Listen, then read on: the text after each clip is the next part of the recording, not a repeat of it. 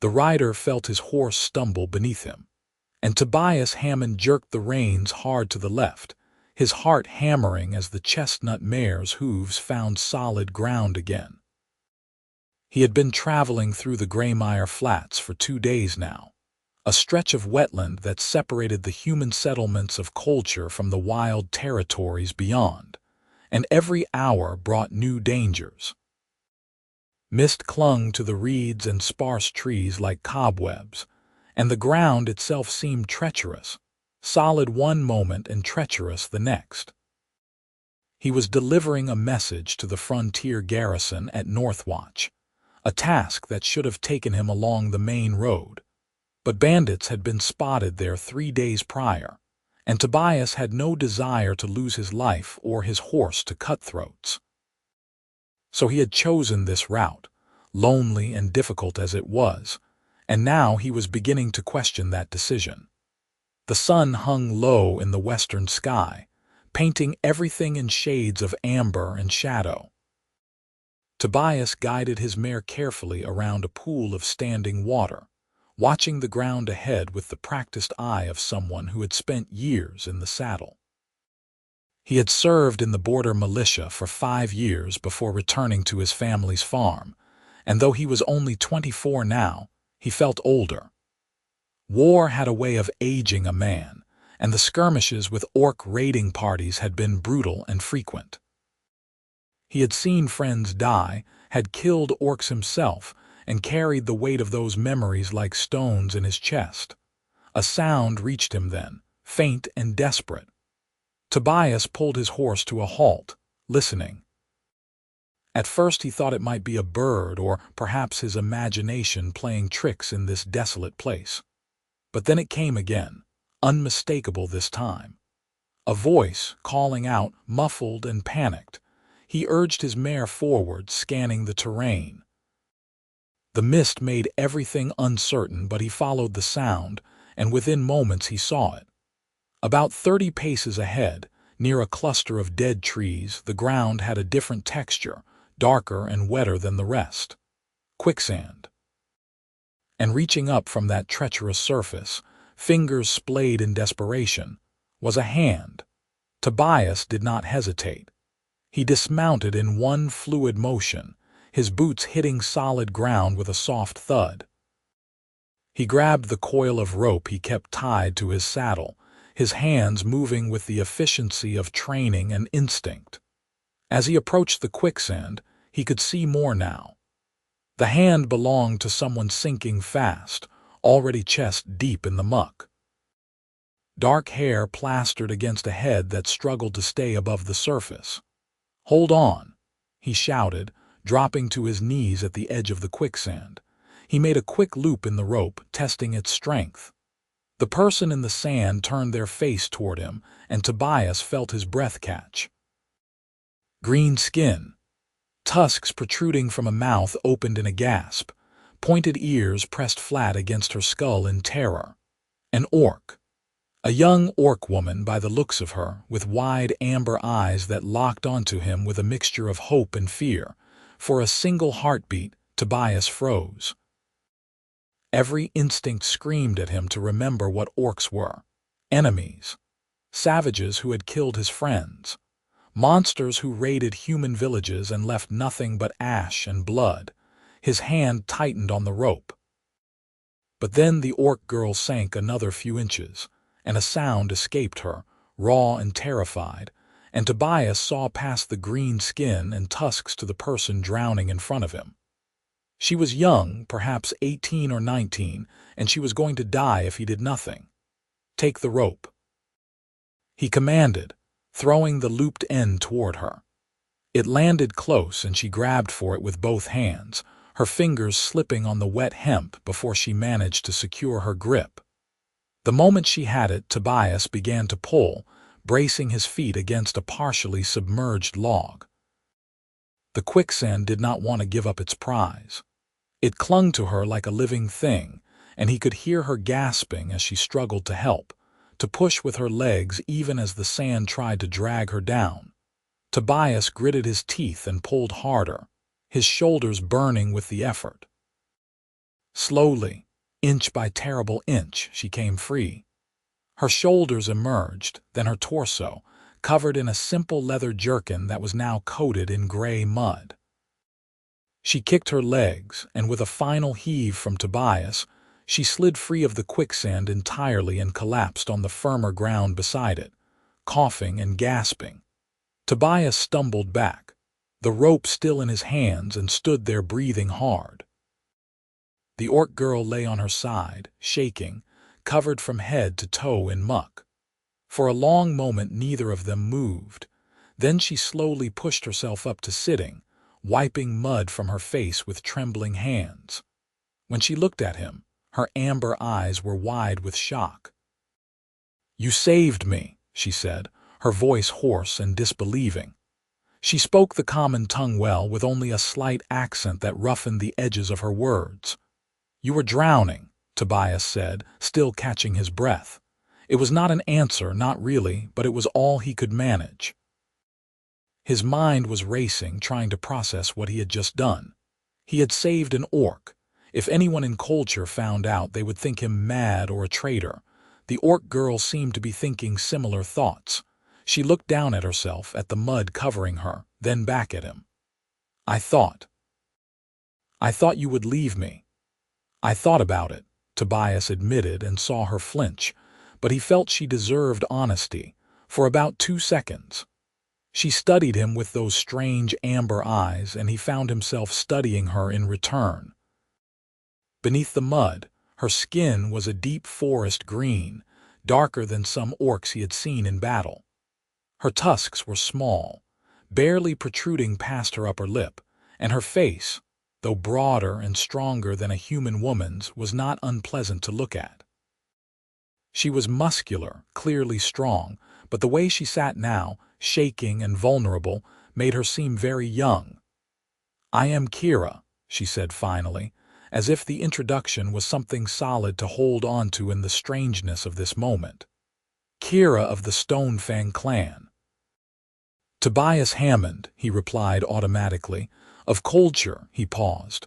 "What are you doing out here alone?" Kera's expression shuddered and she looked away.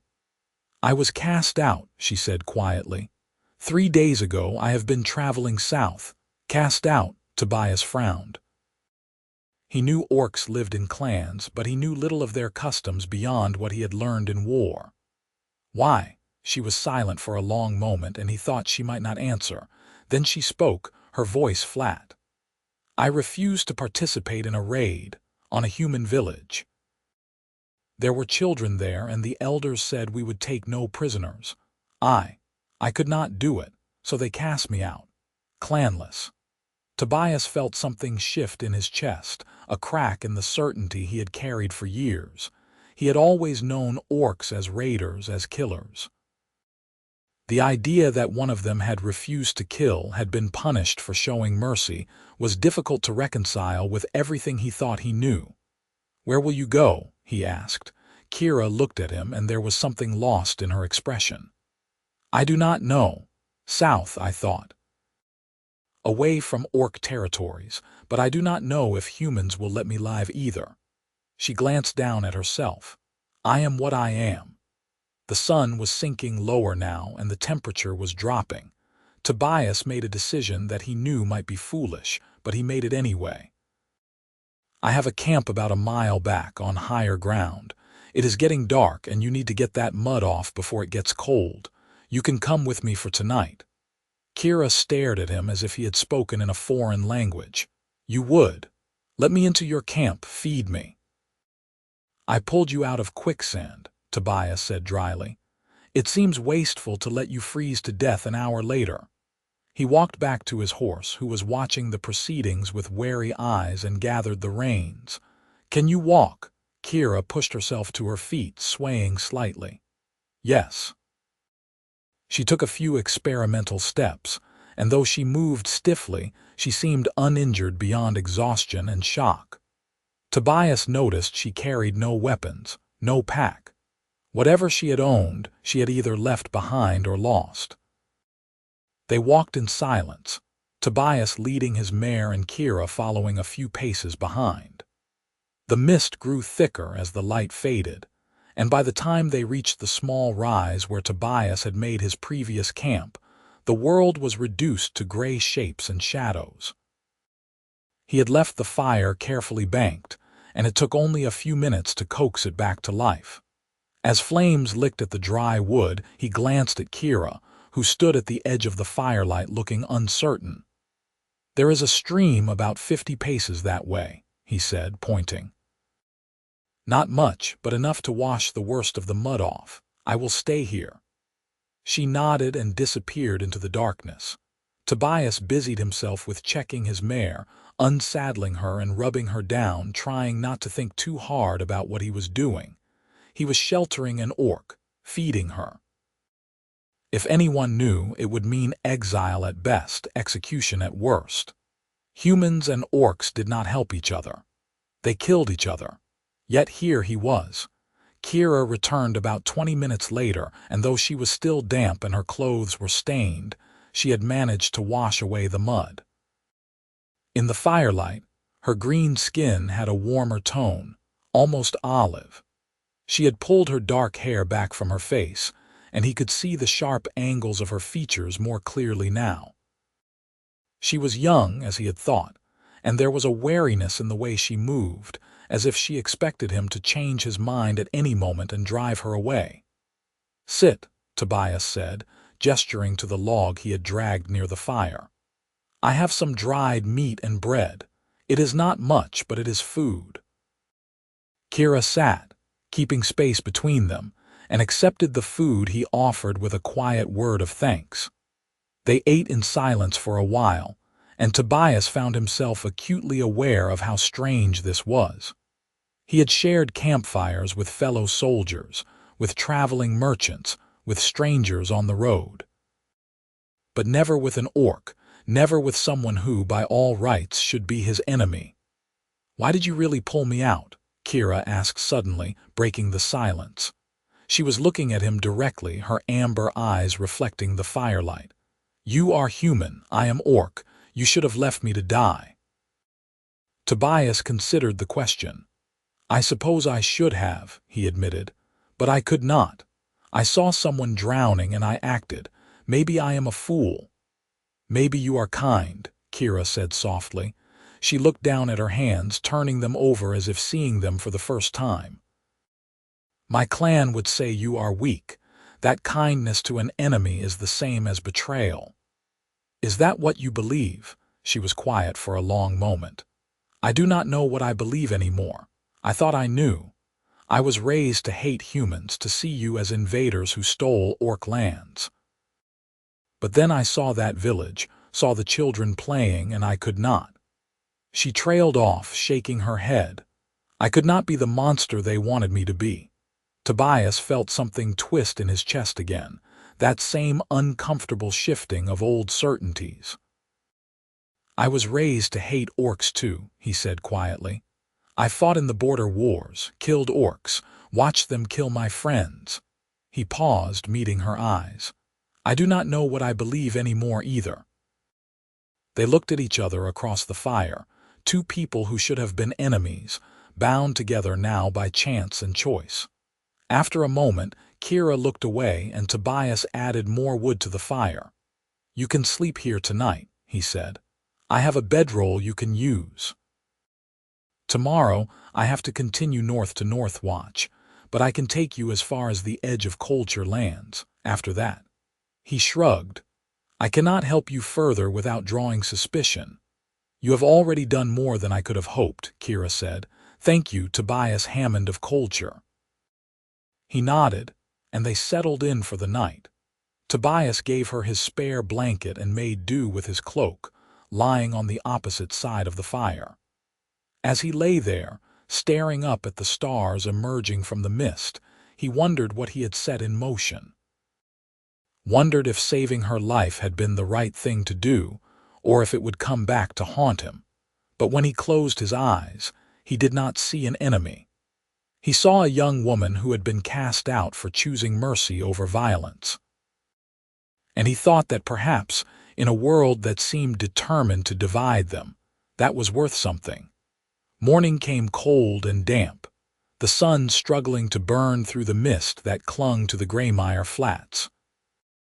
Tobias woke to find Kera already awake, sitting near the embers of the fire and staring into the distance. She looked tired, shadows under her eyes, and he wondered if she had slept at all. "Morning," he said, pushing himself up and stretching. His back ached from sleeping on hard ground, a reminder that he was not as young as he used to be. "Morning," Kera replied. She glanced at him, then away. "I should go. You have been kind, but I do not want to endanger you." Tobias stood and walked to where his mare was grazing on a patch of tough grass. "I said I would take you to the edge of culture lands, and I will. It is not far out of my way." He began saddling the horse, his movements practiced and efficient. "Besides, the Greymire is dangerous. You have no supplies, no weapons. You would not last long." Kera watched him work, something unreadable in her expression. "Why do you care?" It was a fair question, and Tobias paused to consider it. "I do not know," he said honestly. "Maybe because I am tired of death. I have seen enough of it to last a lifetime." He tightened the saddle girth and turned to face her. "Or maybe because you remind me that things are not as simple as I thought they were." They broke camp quickly, Tobias stamping out the fire and Kera helping to gather his few belongings.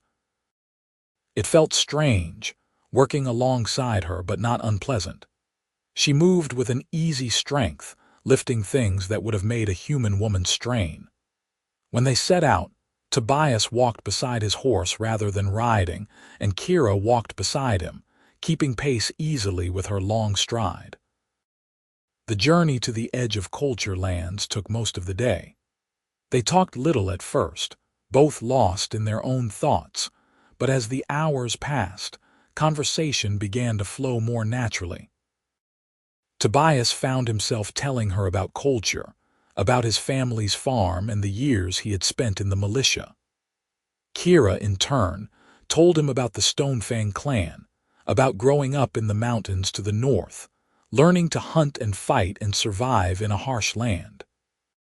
"We are not so different, your people and mine," she said at one point, as they navigated a narrow path between two stretches of marsh. "We both fight for our homes, for our families. We both fear the other." "Fear turns to hate easily," Tobias observed, "and hate is easier than understanding." Kera nodded. "Yes, hate is simple, this." She gestured between them. "This is not simple." By late afternoon, they reached the boundary stone that marked the edge of culture territory. It was a weathered granite marker, carved with the sigil of the local lord, standing at a crossroads where the marsh path met a wider road heading west. Tobias stopped there, and Kera stopped beside him. "This is as far as I can take you," he said, feeling an unexpected reluctance. "The road west leads to the Thornwood. There are smaller settlements there, places where strangers are more common. You might find work, or at least be left alone." Kera looked down the western road, then back at him. "I will not forget what you did, Tobias Hammond. You saved my life twice now. Once from the quicksand and once from despair." Tobias felt heat rise to his face and looked away. "I just did what anyone should do." "But you are not anyone," Kera said quietly. "You are someone who sees past what I am." She reached out, hesitated, then gently touched his arm. Her hand was warm and strong, and he felt the contact like a spark. "Thank you." He looked at her then, really looked at her, and felt something he had not expected to feel. She was beautiful in a way that was wholly different from human beauty, but beautiful nonetheless. Her amber eyes held depth and warmth, and her face, for all its unfamiliar contours, was expressive and open. He realized with a start that he did not want her to leave.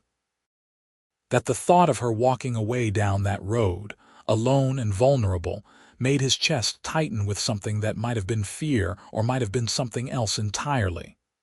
"Wait," he said suddenly, the word escaping before he could think better of it. Kera turned back to him, questioning. Tobias took a breath, knowing what he was about to say was madness, but saying it anyway. "Come with me," she stared at him. "What?" "Come with me to Northwatch," he said, the words coming faster now. "I have to deliver a message, but after that I am going back to my farm. It is isolated, a day's ride from culture proper. You could stay there, work, be safe. You would take me to your home." Kera's voice was barely above a whisper. "Why?" "Because sending you away alone feels wrong," Tobias said. "Because I think you deserve a chance, because—" He struggled to find the words. "Because in 2 days, you have made me question everything I thought I knew, and I want to understand why." Kera looked at him for a long moment, her expression cycling through shock, confusion, and something that might have been hope. "Your people would not accept me. They would drive me away, or worse." "My farm is isolated," Tobias repeated. "My nearest neighbor is 3 miles away, and I do not care what others think." Even as he said it, he knew it was not entirely true. He did care, or had cared. But something had changed in the last 2 days, some fundamental shift in how he saw the world. "This is madness," Kera said, but there was no conviction in her voice. "We barely know each other." "I know you chose mercy over violence," Tobias said. "I know you are brave enough to stand against your own people for what you believe. I know you are alone and need help, and I am offering it." He paused. "I am not saying I have answers, Kera. I am saying I want to try." Kera's eyes glistened, and she looked away quickly. When she spoke, her voice was thick with emotion. "I never thought a human would show me such kindness. I never thought I would want to accept it." "Is that a yes?" Tobias asked, his heart pounding. She looked back at him and nodded slowly. "Yes, yes, I will come with you." Relief flooded through Tobias, mixed with apprehension and something else, something warmer and more complex. "All right then. We will need to travel carefully. Northwatch is garrisoned by soldiers who would not understand. You will need to stay hidden while I deliver my message." "I am good at staying hidden," Kera said with a faint, sad smile. "I have been hiding who I am for most of my life." They changed direction then, heading north along a lesser-used trail that would take them to Northwatch by a longer but more discreet route. As they walked, Tobias found himself hyper-aware of Kera's presence beside him, of the way she moved with predatory grace, of the small sounds she made as she navigated the terrain. It was strange, this awareness, and it made him nervous in a way that had nothing to do with fear. They made camp that night in a small clearing surrounded by thick pines. Tobias had shot a rabbit earlier with his bow, and they roasted it over the fire, sharing the meat between them. The mood was lighter than the previous night, the initial wariness between them beginning to ease into something more comfortable.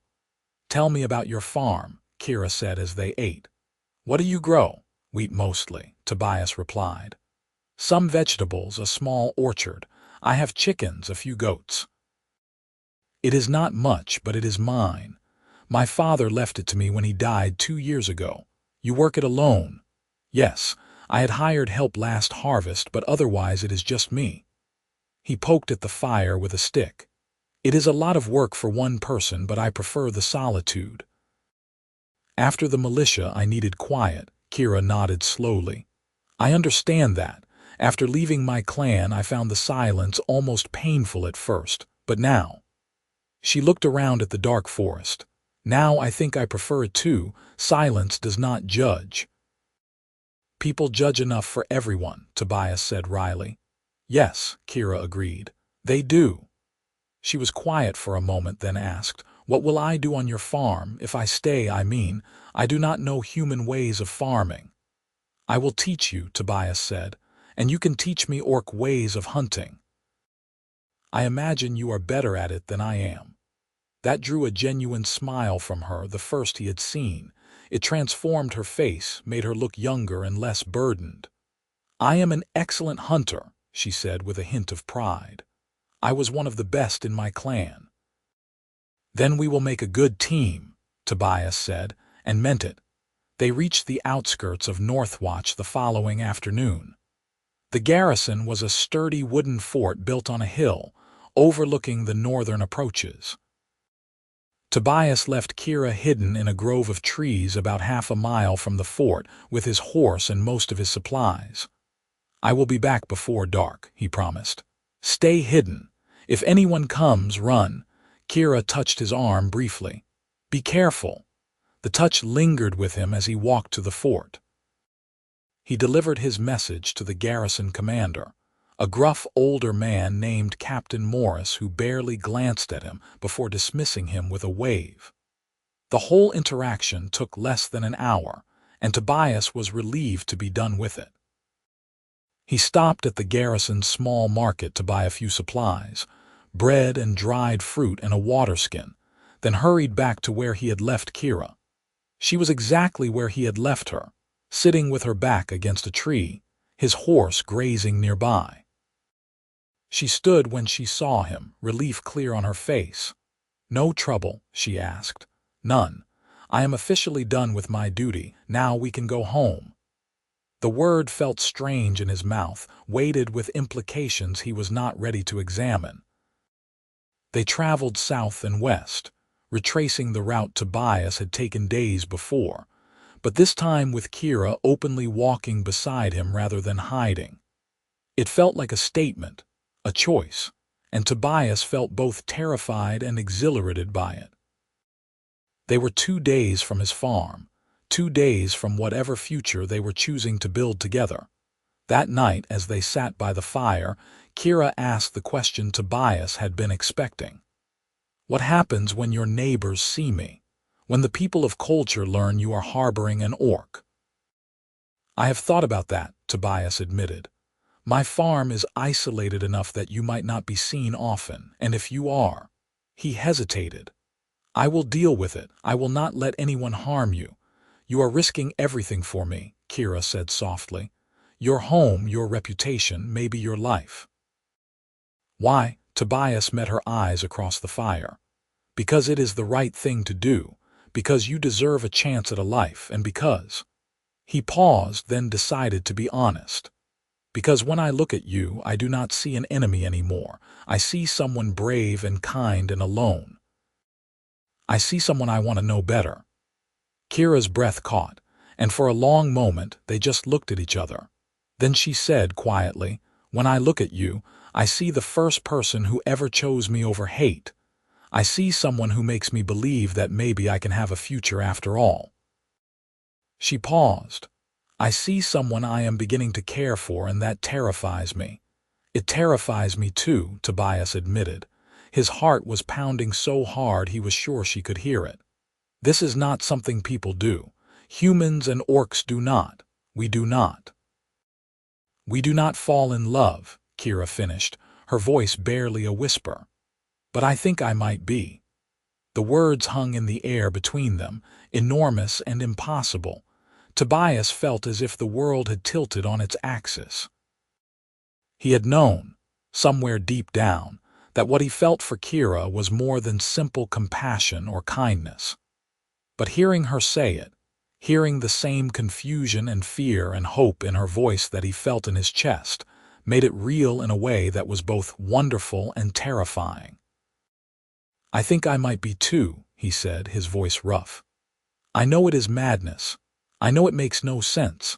But Kera, I cannot stop thinking about you, about the way you smile when you let your guard down, about how strong you are and how gentle, about how it feels to have you near me." Kera stood abruptly and walked around the fire to stand in front of him. Tobias stood as well, and they faced each other, close enough to touch but not touching. He could see the rapid rise and fall of her chest, could see the way her hands trembled slightly at her sides. "I have never felt this way before," she said. "In my clan, love was duty and politics, but this, what I feel for you, it is like fire in my blood." Tobias reached out slowly, giving her every chance to pull away, and gently took her hand. Her skin was warm and slightly rough, her fingers longer and stronger than a human woman's. She did not pull away. Instead, she squeezed his hand, and the contact sent a shiver through him. "We will figure this out," he said. "Together, one day at a time." Kera nodded, her amber eyes bright with unshed tears. "Together," she repeated. Then, with a hesitance that was achingly sweet, she leaned forward and pressed her forehead against his. It was an orc gesture of affection, he realized, intimate and trusting. He closed his eyes and breathed in the scent of her, pine and wood smoke and something uniquely her own. They stood like that for a long moment, forehead to forehead, hands clasped, two impossible people in an impossible situation. When they finally pulled apart, something had changed between them. The uncertainty was still there, but so was a commitment, an understanding that whatever came next, they would face it together. That night, they slept close to each other, not quite touching but near enough to feel the warmth of each other's presence. And when Tobias woke in the deep hours before dawn to find Kera curled against his side, her head resting on his shoulder, he did not move away. Instead, he carefully put his arm around her and held her close, feeling her breath slow and steady against his chest. Whatever the world thought, whatever dangers lay ahead, this felt right. She felt right, and that was enough. They reached Tobias's farm late the following evening. It was a modest homestead, a sturdy timber house with a thatched roof, a barn, and several outbuildings. Fields stretched out behind it, the wheat tall and golden in the fading light. A split-rail fence marked the property boundaries, and an old oak tree stood near the house, its branches spreading wide and welcoming. Kera stopped at the edge of the property and stared. "This is yours?" she asked, something like wonder in her voice. "This is ours now," Tobias said, and saw her eyes go wide. "If you want it to be." "I want that," Kera said softly. "More than I can say." They walked up to the house together, and Tobias unlocked the door with a key he kept on a cord around his neck.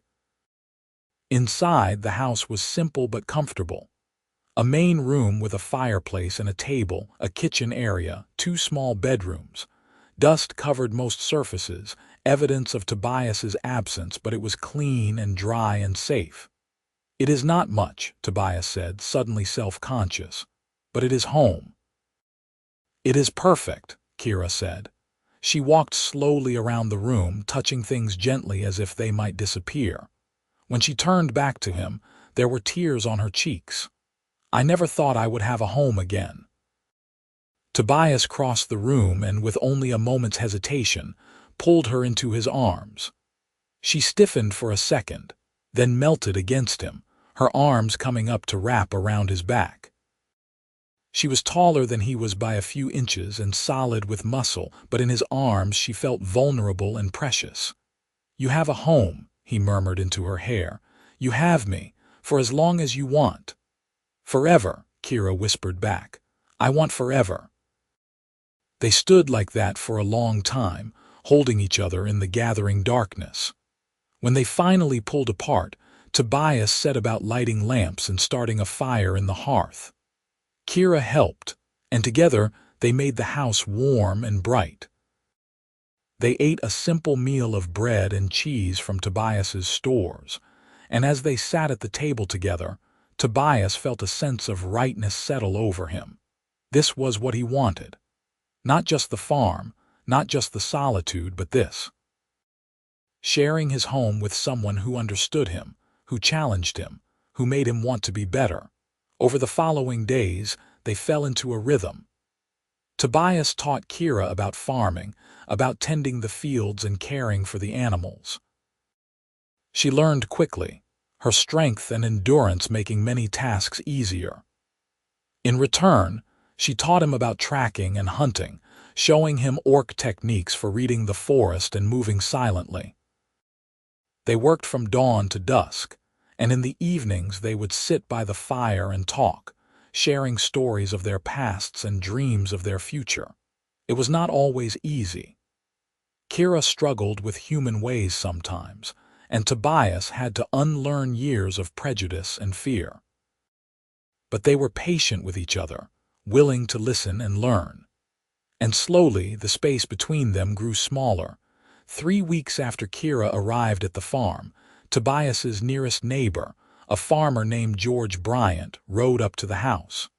Tobias saw him coming and felt his heart sink. He had known this moment would come eventually, but he had hoped for more time. "Stay inside," he told Kera quietly. "Let me handle this." But Kera shook her head. "No, I will not hide. If we are to build a life here, we cannot start by hiding who I am." Tobias wanted to argue, but he saw the determination in her eyes and knew she was right. So he squeezed her hand briefly and then walked out to meet George, with Kera beside him. George was a broad man in his 50s with a weathered face and shrewd eyes. He pulled his horse to a stop and stared at Kera with open shock. "Tobias," he said slowly, "that is an orc. Her name is Kera," Tobias said evenly. "She is staying with me." George's face darkened. "Have you lost your mind, boy? That thing is a monster. They killed your friends in the militia." "How can you?" "She is not a thing," Tobias interrupted, his voice hard. "She is a person, and she is under my protection." "Your protection?" George spat. "The villagers will not stand for this. When they hear, then they can come speak to me themselves," Tobias said. "But Kera stays. This is my land, and I choose who lives on it." George looked between them, his expression a mix of anger and confusion. "You have gone soft, Tobias Hammond. This will bring trouble. Mark my words." He yanked his horse's head around and rode off without another word. Tobias watched him go, his jaw tight. Beside him, Kera was silent. When he looked at her, he saw guilt written across her face. "I am sorry," she said quietly. "I am bringing trouble to you just as I feared." "No," Tobias said firmly. He took her hand, not caring if George was still close enough to see. "You are not the cause of this trouble. Hate and fear are, and I will not let that win." But over the next week, the consequences of George's visit became clear. People from culture began to avoid Tobias when he went to town for supplies. Some glared at him openly. The blacksmith, who had always been friendly, refused to shoe his horse. The priest gave him a cold sermon about the dangers of consorting with the unholy. Tobias endured it all with gritted teeth, but it wore on him. And it wore on Kera even more. He would catch her staring out the window toward the road, her expression distant and sad. She worked harder than ever, as if trying to prove her worth, and Tobias's heart ached for her. One evening, as they sat by the fire, Kera spoke the words Tobias had been dreading. "I should leave," she said quietly. "I am making your life harder. People hate you now because of me." "No," Tobias said immediately. He moved to sit beside her, taking her hands in his. "You are not leaving. I will not let the fear of small-minded people drive you away." "But they are right to fear," Kera said, her voice breaking. "Humans and orcs are enemies. We always have been. Maybe we always will be." "I do not believe that," Tobias said fiercely. "I believe people can change. I believe that what we have, what we are building, is more important than old hatreds." He cupped her face in his hands, making her look at him. "I love you, Kera. Do you understand that? I love you, not despite what you are, but because of who you are." Kera's eyes widened and tears spilled down her cheeks. "I love you too," she whispered. "I love you so much it frightens me." Tobias leaned in and kissed her then, a gentle press of lips that tasted of salt and hope. She kissed him back, her tusks pressing lightly against his upper lip, a reminder of the differences between them, but also of how those differences no longer mattered. The kiss deepened, and Tobias pulled her closer, feeling the strength of her body against his, feeling the rapid beat of her heart that matched his own.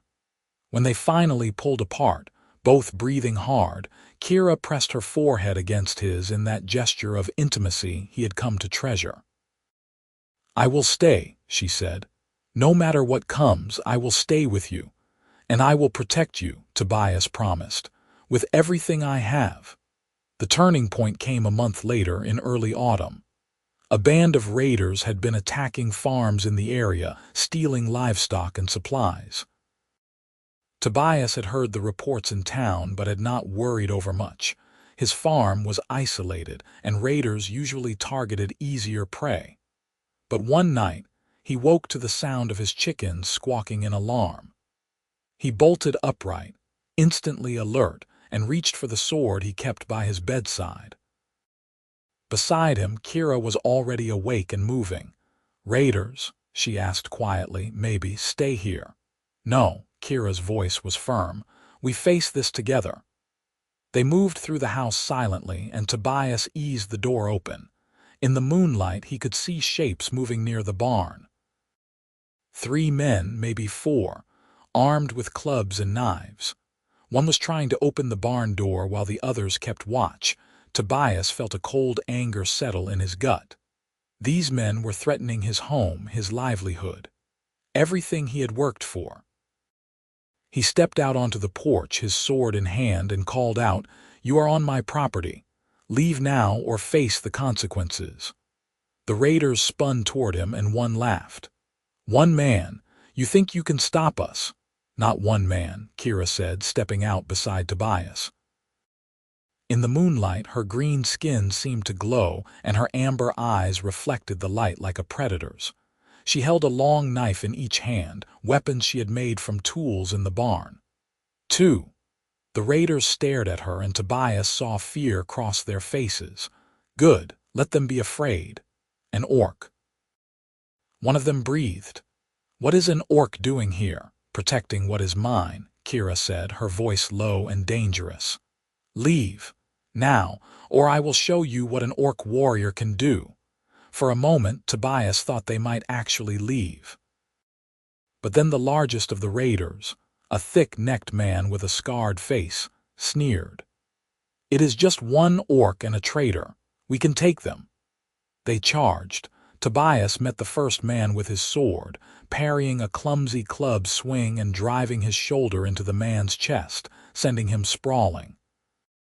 Beside him, Kera moved like liquid lightning, ducking under a knife thrust and slamming her elbow into one raider's face with a sickening crunch.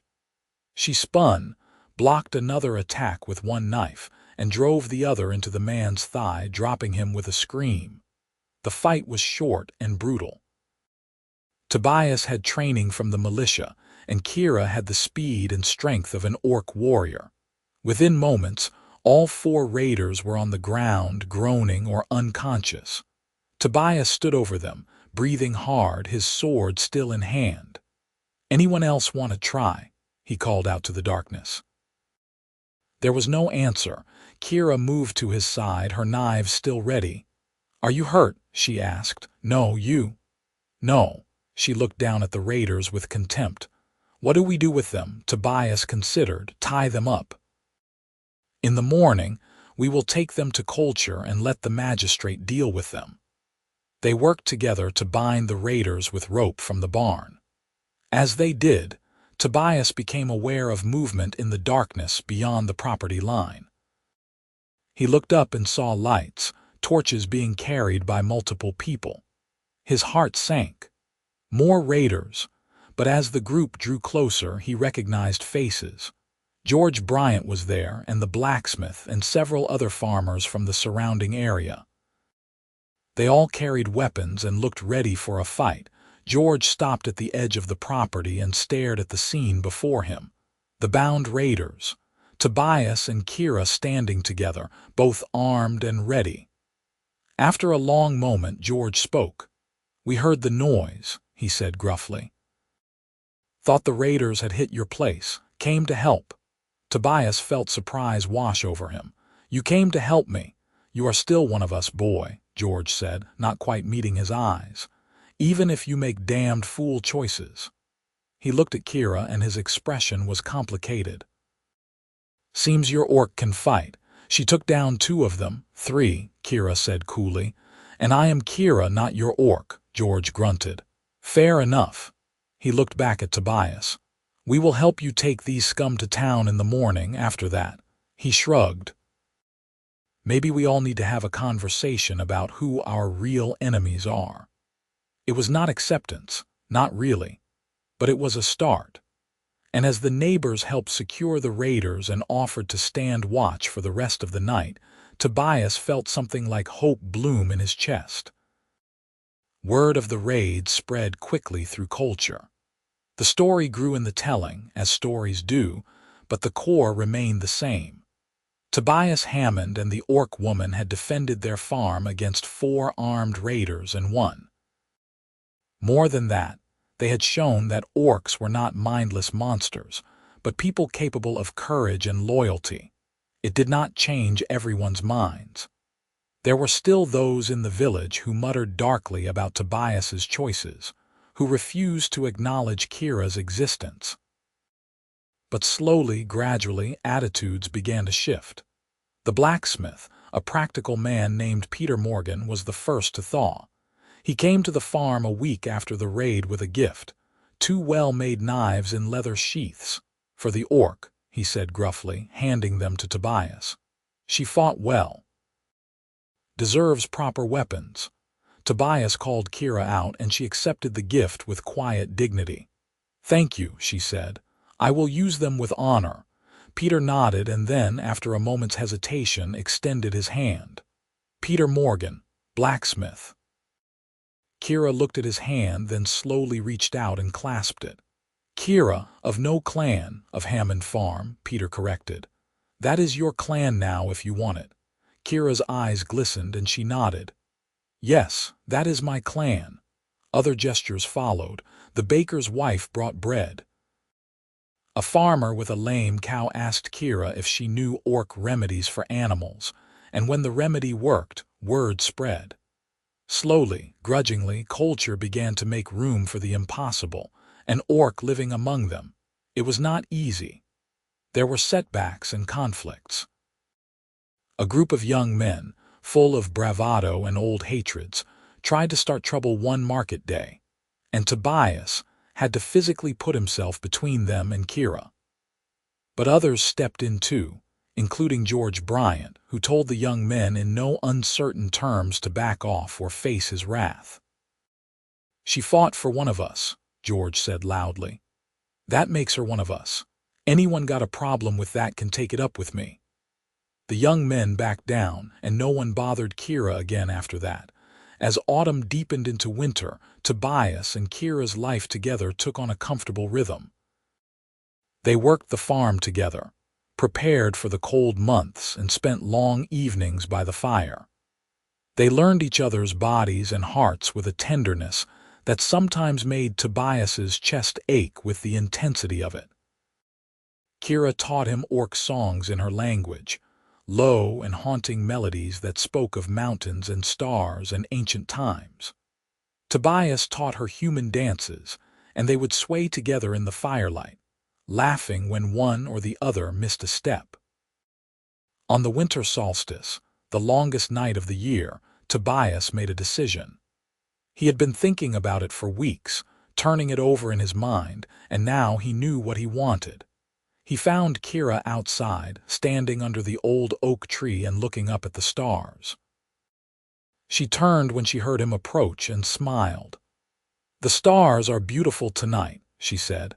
"Not as beautiful as you," Tobias replied, and she laughed, that warm, rich sound he had come to treasure. "You are sentimental tonight," she teased. "Maybe." He took a deep breath. "Kera, I have something to ask you." She turned to face him fully, her expression becoming serious. "What is it?" Tobias knelt down on one knee in the snow, and he saw her eyes go wide. "I know we are not like other people," he said. "I know our love is strange and maybe even impossible in the eyes of many. But I do not care. I want to spend the rest of my life with you. I want to wake up next to you every morning and fall asleep holding you every night. I want to build a future with you, whatever that future looks like." He pulled out a simple band he had commissioned from Peter the blacksmith, silver with a small green stone that matched Kera's skin. Will you marry me, Kera? Will you be my wife? Kera stared at him, her mouth open in shock. Then, with a sound that was half laugh and half sob, she dropped to her knees in front of him. Yes, she said, her voice thick with emotion. Yes, yes, 1,000 times yes. She threw her arms around him, nearly knocking him over, and kissed him fiercely. I will marry you, Tobias Hammond. I will be yours forever. Tobias slipped the ring onto her finger, and it fit perfectly. They knelt there together in the snow under the stars, holding each other and laughing and crying at the same time, overwhelmed by the impossible joy of having found each other. The wedding took place in early spring, in the meadow behind the farmhouse where wildflowers were beginning to bloom. It was a small ceremony. The village priest had refused to perform it, calling it blasphemous, but an old retired priest named Father Benedict, who had long since stopped caring about what others thought, agreed to officiate. George Bryant stood as Tobias's witness, and a young woman named Helena Ross, the baker's daughter who had become friendly with Kera over the winter, stood as hers. A few dozen people came, more than Tobias had expected. Some came out of curiosity, others out of genuine affection. But they came, and that was what mattered. Father Benedict spoke simply and honestly about love and commitment, about the courage it took to choose each other in a world that said they should not. When it came time for the vows, Tobias and Kera spoke from the heart. I vow to stand by you through every challenge, Tobias said, holding Kera's hands in his. I vow to see you for who you truly are, not what others say you should be. I vow to love you with all that I am, for all the days of my life. Kera's voice was strong despite the tears streaming down her face. I vow to protect you and honor you, she said. I vow to build a life with you that defies hate and embraces hope. I vow to love you with the strength of mountains and the constancy of stars, today and always. Father Benedict pronounced them husband and wife, and they kissed to scattered applause and a few grumbles. But the applause was louder than the grumbles, and as they walked back down the meadow together, hand in hand, Tobias felt a joy so complete it was almost painful. They had a modest celebration at the farm. Helena had baked a wedding cake, George brought ale, and others contributed food and drink. People mingled awkwardly at first, unsure how to act at such an unprecedented event, but as the ale flowed and the sun set, the mood grew warmer. Someone produced a fiddle and dancing began. Tobias danced with his wife, and the words sang in his heart. His wife. Kera was his wife. Late in the evening, as the guests were beginning to leave, George pulled Tobias aside. The older man looked uncomfortable but determined. I owe you an apology, he said gruffly. I was wrong about her, about you. You had the courage to see past the old hatreds, and I did not. I am sorry for that. Tobias clasped George's shoulder.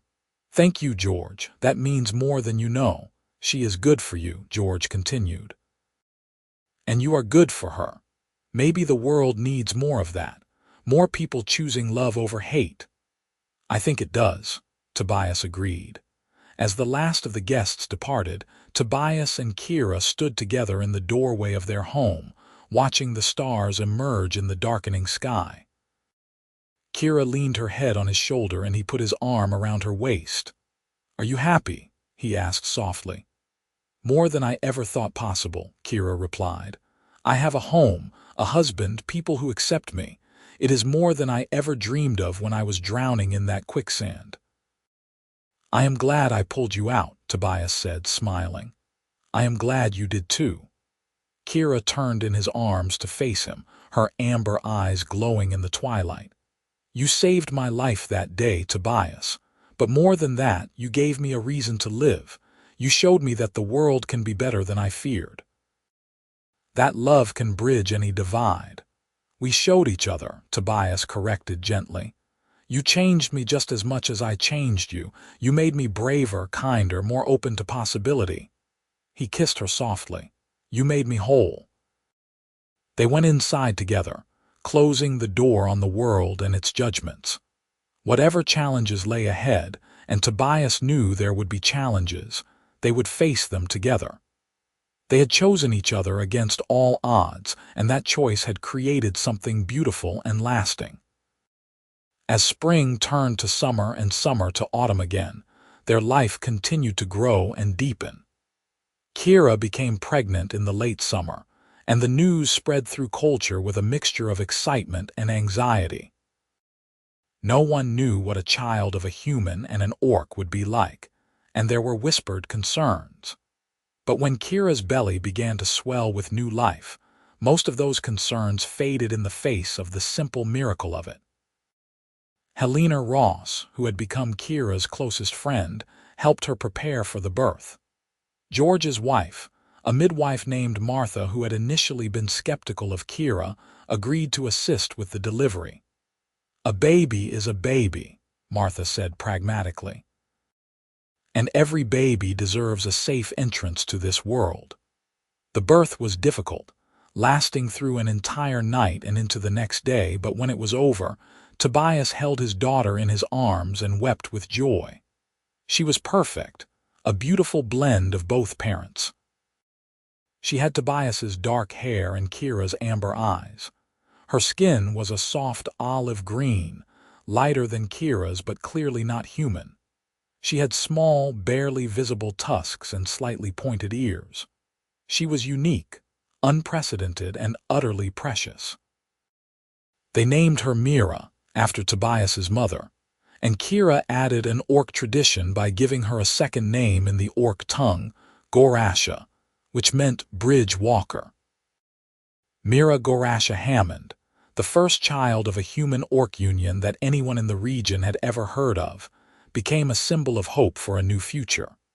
The villagers came to see her, one by one or in small groups, bringing gifts and blessings. Even those who had been most opposed to Tobias and Kera's marriage were softened by the sight of the tiny baby. How could one hate something so innocent, so full of promise? "She is beautiful," George said gruffly when he came to visit, his rough hands gentle as he held the baby. "Looks like she has the best of both of you." As Mira grew, she became a fixture in culture. She was a friendly, curious child who charmed nearly everyone she met. She learned to speak both the common tongue and the orc language from her mother. She helped on the farm as soon as she was old enough, showing both her father's patience and her mother's strength. Other changes came too. A few years after Mira's birth, another orc appeared in the region, a young male who had been exiled from his clan for similar reasons as Kera. Word reached Kera through the informal network of traders and travelers, and she and Tobias tracked him down before he could come to harm.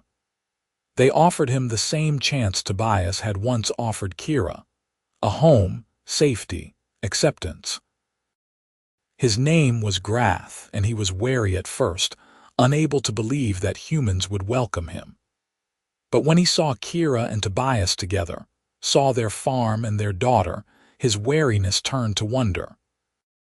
He settled on a neighboring property that George helped him acquire and began his own life as a farmer. Within a few years, 2 more exiled orcs had arrived, and then another. A small community began to form, a place where orcs and humans could live side by side, learning from each other and building something new. It was not easy, and there were still conflicts and misunderstandings. Old hatreds did not die quickly. But the community persevered, held together by the example of Tobias and Kera, who had shown that love could overcome even the deepest divides. One evening, when Mira was 5 years old and the community had grown to include nearly a dozen orc families, Tobias and Kera sat together on the porch of their home, watching the sunset. Mira was playing in the yard with several other children, both human and orc, their laughter ringing through the air. "Did you ever think it would be like this?" Kera asked, leaning against Tobias's shoulder. "When you pulled me from that quicksand, did you imagine any of this?" Tobias laughed. "Not even close. I thought I was just saving a life.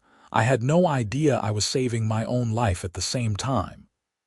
"We saved each other," Kera said, echoing his words from years ago. She laced her fingers through his. "And now we are saving others, giving them the chance we had." "It is a good life," Tobias said contentedly. "A life worth living. The best life," Kera agreed. She kissed him, soft and sweet, a kiss that still held all the promise and passion of their first kiss but also the depth of years shared. "I love you, Tobias Hammond." "I love you too, Kera Hammond," he replied. And as the sun set over their farm, over their daughter and the community they had built, Tobias felt a peace settle over him that he had never known before. He had found his purpose, his home, his heart. And it had all started with a single choice, a moment of compassion in a desolate wetland, when he had reached out and pulled someone from the depths. That choice had changed everything. It had created a family, a community, a future that no one could have predicted. And Tobias knew, with absolute certainty, that he would make that same choice again without hesitation, because Kera was worth it. Their love was worth it. The life they had built together was worth everything. Years continued to pass, each one adding new layers to the tapestry of their lives. Mira grew into a strong, intelligent young woman who embodied the best qualities of both her parents. She was compassionate like her father, fierce like her mother, and wise beyond her years. As she reached her late teens, she became a leader in the growing community, helping to mediate disputes between humans and orcs, teaching the younger generation that differences were something to celebrate rather than fear. Tobias and Kera grew older together, their love deepening with each passing season. Tobias's dark hair turned gray at the temples, and lines appeared at the corners of his eyes. Kera's strength never waned, but she too showed signs of age, her movements becoming slightly more deliberate, her face gaining character with each year. They were content in their aging, seeing it not as a loss but as a testament to the life they had lived together. The farm prospered, with Grath and the other orcs contributing their knowledge of the land and hunting, and the human farmers sharing their agricultural expertise. The entire region became more productive.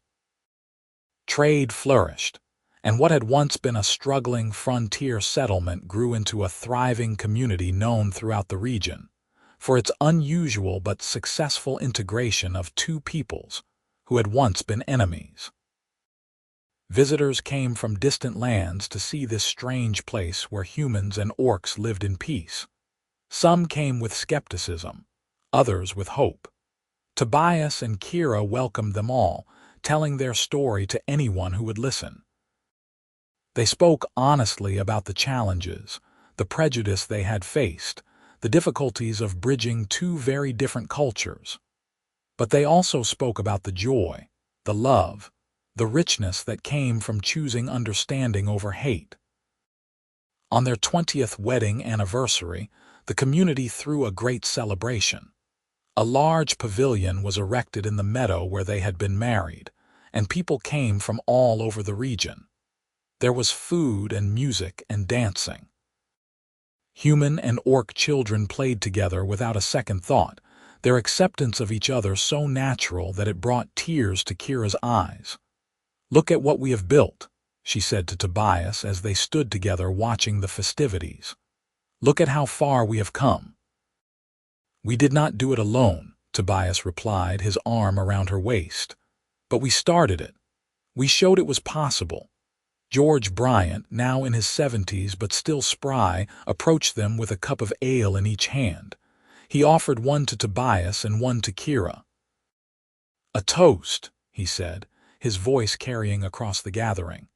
People quieted and turned to listen. 20 years ago, I thought my neighbor had lost his mind. I thought he was a fool for saving an orc and an even bigger fool for falling in love with her.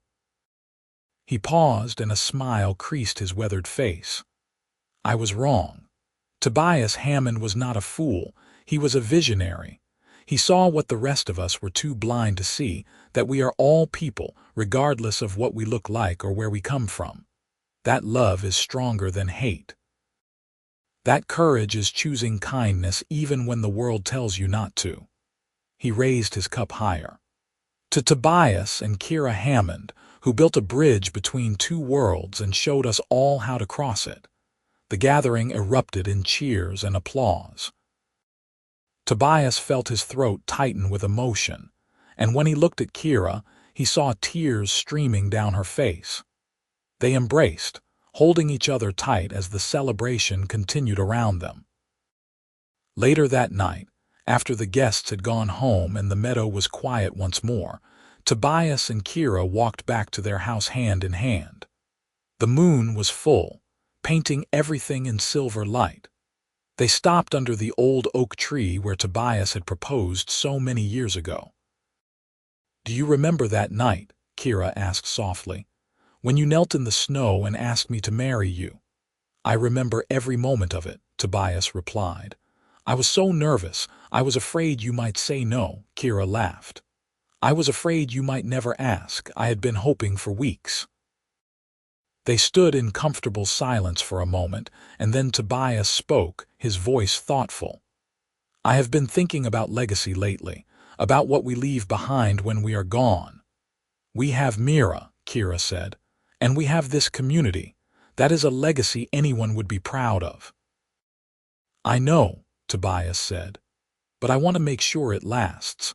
I want to write down our story, everything that happened, from the moment I pulled you out of that quicksand to now, so that future generations know how this all began. So they remember that change is possible, that love can overcome anything." Kera nodded slowly. "I think that is a good idea. Our story should be told, not just for us but for everyone who comes after." So Tobias began to write. He spent the next few months documenting their journey, from that fateful day in the Greymire Flats through all the challenges and triumphs that followed.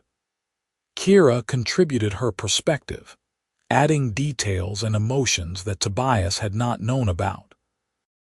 Together, they created a chronicle of their lives, honest and unflinching, showing both the beauty and the difficulty of what they had accomplished. When the manuscript was complete, they made copies and distributed them throughout the region. It was read in schools, in taverns, in homes. People who had lived through the changes found their own memories reflected in the words. Young people who had grown up in the integrated community learned about the courage and sacrifice that had made their world possible. The story spread beyond the region. Copies were carried by traders to distant cities, where they were read with fascination and sometimes skepticism. But the words had power. They challenged people to examine their own prejudices, to question whether the divisions they took for granted were really necessary. In some places, the story inspired change. Other communities began to reach out to the orc clans that lived near them, seeking dialogue instead of conflict. It was slow and halting, and there were many failures and setbacks. But gradually, the idea that humans and orcs could coexist peacefully began to take root. Tobias and Kera watched these developments with quiet satisfaction. They knew they could not change the entire world, but they had changed their corner of it, and that was enough. As they entered their 60s, both felt the weight of their years more heavily. Tobias's joints ached on cold mornings, and he moved more slowly than he once had. Kera's strength was still formidable, but even she had limits now.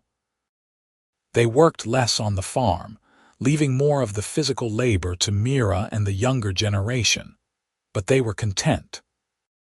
They spent their days together, tending the small garden near the house, walking through the fields they had worked for so many years, sitting on the porch and watching the sun set over the community they had helped build. They talked about everything and nothing, comfortable in the silence that comes with decades of companionship. Mira married a young man named Timothy Hart, a human from a neighboring farm who loved her fiercely and without reservation. Their wedding was another great celebration, and when Mira gave Tobias and Kera their first grandchild a year later, a beautiful girl with her grandmother's amber eyes, the circle felt complete. Tobias held his granddaughter in his arms and felt tears of joy stream down his face. "She is perfect," he whispered to Kera. "Absolutely perfect." "Like her grandmother," Kera said with a smile, and Tobias laughed. "Exactly like her grandmother," he agreed. They named the baby Vera, and she became the light of their lives. As Vera grew, followed by 2 more grandchildren, Tobias and Kera found a new purpose in teaching and guiding the youngest generation. They told stories of the old days, of how different things had been, and the children listened with wide eyes, unable to imagine a world where their family would not be accepted. "Grandpa," Vera asked one day when she was about 6, sitting on Tobias's lap, "were people really mean to you and Grandma?" Tobias looked at Kera, who sat nearby with their youngest grandson on her lap. "Yes, sweetheart," he said gently. "Some people were very mean. They did not understand that love is more important than what someone looks like." "That is silly," Vera declared with the confidence of the young. "Grandma is the best. Anyone who is mean to her is dumb." Kera laughed, a rich sound that filled Tobias's heart with warmth. "I love you too, little one." As the years passed, Tobias and Kera began to slow down more noticeably. Tobias developed a cough that winter that he could not quite shake, and though the healer did her best, she could not stop the slow decline. Kera, seeing her husband weaken, felt her own heart break a little more each day. On a quiet spring morning, with flowers blooming outside and sunlight streaming through the window, Tobias lay in their bed with Kera beside him. Mira and the grandchildren had been there earlier, saying their goodbyes with tears and love, but now it was just the 2 of them, as it had been so often over the years. "I am sorry," Tobias said, his voice barely a whisper. "I wanted more time with you." "We had a lifetime," Kera replied, holding his hand gently. "A beautiful, impossible, perfect lifetime. No regrets?" Tobias asked. "Only that I cannot follow you yet," Kera said, and tears slipped down her cheeks. "But I will be fine. Mira will take care of me. And I will tell our story to anyone who will listen, until the day I join you again." Tobias smiled, and even through his weakness, there was peace in his expression. "I love you, Kera Hammond. From the moment I pulled you out of that quicksand, you were mine, and I was yours." "Always," Kera whispered. "Forever." Tobias closed his eyes, and with Kera's hand in his and the morning sun warming his face, he took his last breath. Kera sat with him for a long time after, holding his hand and remembering the young man who had chosen compassion over prejudice, who had seen her as a person when everyone else saw only a monster. Remembering their years together, the joy and the struggle and the triumph. Remembering the life they had built and the legacy they would leave. When she finally stood and called for Mira, her eyes were dry. There would be time for tears later. Now there was work to do. A funeral to plan, a community to comfort, a story to continue telling. Tobias was buried under the old oak tree where he had proposed, in a ceremony that drew people from across the region. Humans and orcs stood side by side, mourning a man who had been a friend to all, who had shown them a better way. Kera spoke at the service, her voice strong despite her grief. "My husband was not a perfect man," she said, looking out at the gathered crowd. "But he was a good man, a brave man, a man who chose love when hate would have been easier. He saved my life twice, once from drowning and once from despair. And in doing so, he saved this entire community." He showed us that we do not have to be prisoners of the past, that we can choose to build something better. She paused, her voice breaking slightly. I will miss him every day for the rest of my life, but I will also celebrate the time we had and the legacy he left. And I will continue the work we started together, until my own time comes. Kera lived for another 10 years after Tobias's death. They were good years, filled with grandchildren and great-grandchildren, with the satisfaction of watching the community continue to grow and thrive. She remained active and engaged, still helping with disputes, still teaching, still telling the story of how she and Tobias had defied the world to be together. She died peacefully in her sleep one autumn night, surrounded by family. Mira found her in the morning, a peaceful expression on her face, her hand reaching out as if to grasp someone else's. They buried her beside Tobias under the oak tree, and the entire region mourned. The funeral was even larger than Tobias's had been, for Kera had touched even more lives in her long years. Speakers from both human and orc communities stood to honor her memory, speaking of her courage, her wisdom, her unwavering commitment to peace and understanding. Mira, now gray-haired herself but still strong, spoke last. My mother used to tell me that love was the bravest thing a person could choose, she said. She proved that every day of her life. She loved my father even when the world told her not to. She loved this community even when many in it did not love her back. She loved all of us, human and orc alike, and taught us to love each other. She looked down at the two graves side by side. My parents built a bridge between two worlds.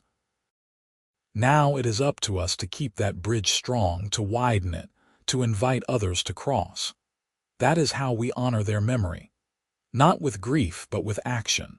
Not with words, but with the choices we make every single day. And the community did just that.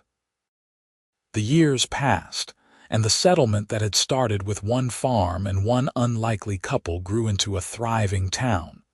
Children who grew up there could not imagine a world where humans and orcs were enemies. They intermarried freely, creating families that reflected the best of both peoples. The town became known throughout the land as a place of harmony and prosperity, a living testament to what was possible when people chose understanding over fear. The story of Tobias and Kera was told and retold, becoming legend. But it was a legend rooted in truth, in the very real courage of two people who had defied the world to love each other. Their graves under the oak tree became a place of pilgrimage, where people came to pay their respects and to find inspiration for their own struggles. And sometimes, on quiet evenings when the sun set golden over the fields, people claimed they could see two figures standing hand in hand beneath the oak. A tall woman with green skin, and a man with kind eyes, watching over the community they had created, proud of what it had become. Whether these were ghosts or simply the power of memory, no one could say. But the image brought comfort to those who saw it, a reminder that love never truly dies, that the bridges we build endure long after we are gone. The legacy of Tobias and Kera Hammond lived on, not just in the town they had helped create, but in the hearts of everyone who had been touched by their story. They had started with a single act of kindness, pulling a drowning stranger from quicksand, and had built from that moment a life of profound meaning and impact. They had shown that the most impossible things are often the most necessary, that the courage to love across divides is the courage that changes the world, and in the end, that was enough. More than enough. It was everything.